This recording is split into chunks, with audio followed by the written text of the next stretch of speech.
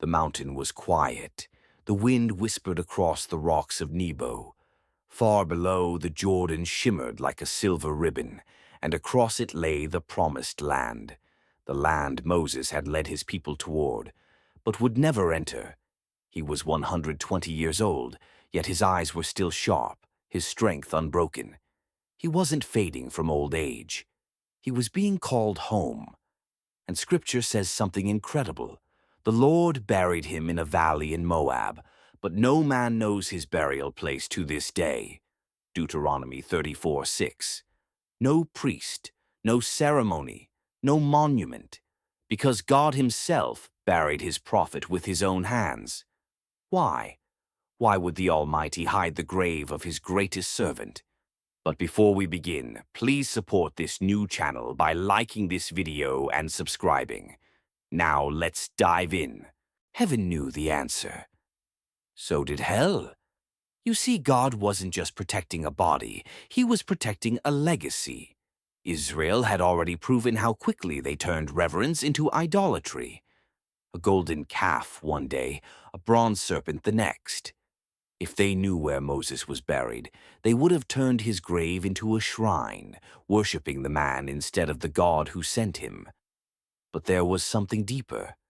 Moses' death was not the end of his story.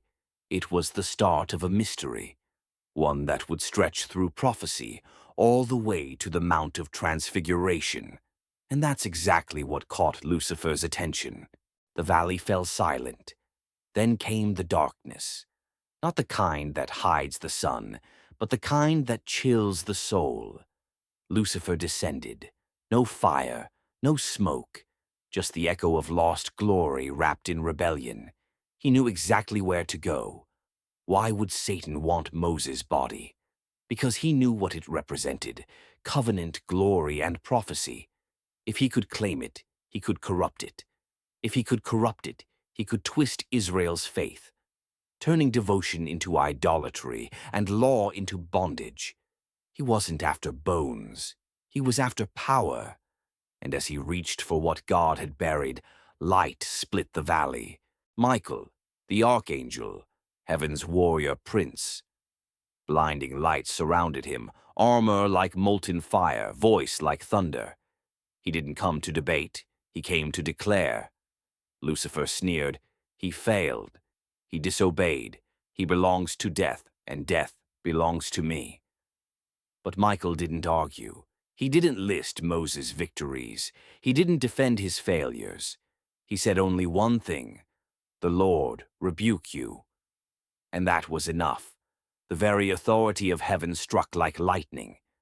Lucifer recoiled, not from Michael's strength, but from the word behind it. In that single moment, the body of Moses was sealed, not by soil, but by heaven's decree. Lucifer didn't fight for every prophet, not Joseph, not David, not Isaiah, only Moses. Why? Because Moses' life, and even his death, pointed to something bigger. One covenant. Moses carried the law that revealed sin and foreshadowed salvation. Two, glory. His face once glowed with God's light, a reflection of heaven itself. Three, prophecy. Centuries later, he would stand beside Elijah and Jesus on the Mount of Transfiguration, speaking about the Messiah's coming death and resurrection. Lucifer wanted to corrupt it all, to twist the covenant, to stain the glory, to sabotage prophecy. But he couldn't, because what God seals, no enemy can steal. This story isn't just about Moses, it's about you. The same enemy who trespassed at Moses' grave still tries to trespass in your life. He points at your past and says, "You failed. You're mine." But heaven still responds the same way it did that day. "The Lord rebuke you." If God would send an archangel to guard a grave, how much more will he guard you, his living, breathing temple? You are claimed. You are covered. And your name is written in the hands of the one who never loses. So when the enemy whispers lies over your life, answer him with truth. The Lord rebuke you. Because what God has buried, sin, shame, Condemnation cannot be dug up again. If this message opened your eyes, don't keep it to yourself. Hit like, share this video with someone who needs to hear that God still fights for them, and type "The Lord rebuke you" in the comments below as your declaration of victory. And make sure you're subscribed for more scripture that comes alive. Until then, remember, you don't fight alone. Heaven fights for you, and the Lord always has the final word.